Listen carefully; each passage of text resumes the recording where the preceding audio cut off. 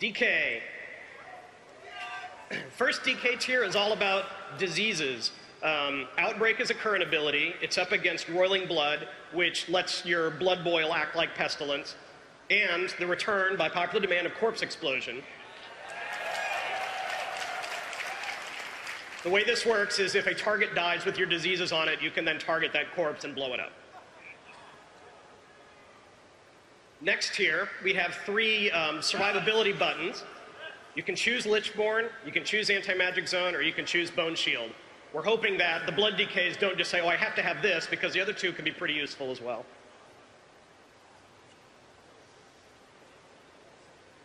All right, level 45 is about movement and control. Death's Advance and Chilblains are current abilities that the DKs out there are probably familiar with. And then we have a new ability called Asphyxiate. You lift your target off the ground and strangle them. You'll see what we do with some of these talents is if you get Asphyxiate, it replaces Strangulate. It's kind of like a improved Strangulate. So you don't have both of them, you just have the more awesome version.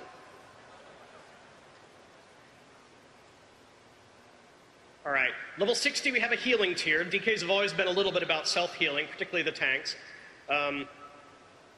We still have Death Pact and Vampiric Blood in here, and a new ability called Death Siphon, which lets you to suck away a little bit of used shadow damage and heal yourself a little bit based on the damage dealt. Okay, level 75 is a really interesting tier. We introduced the concept of runic empowerment for Cataclysm with the idea of making sure that the rotations didn't feel too, we call it the metronome, when you're like, I know a rune's coming back now a rune's coming back now, and you can get to the point where you're just hitting 1, 2, 3, 4, 1, 2, 3, 4. So we introduced runic empowerment to mix that up a little bit. Some players don't really care for the mechanic. They think it's too RNG, they want a little more control. You can make other criticisms about it. So we thought it was a great candidate to stick here as a talent. If you like it, choose it. If not, you have 2 other choices here.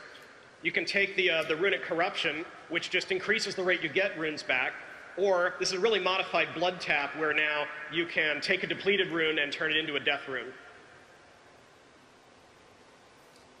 And now, the final tier, level 90, is all about awesome crowd control. Gorfien's Grasp, probably the easiest way to talk about this is AE Death Grip. Yeah.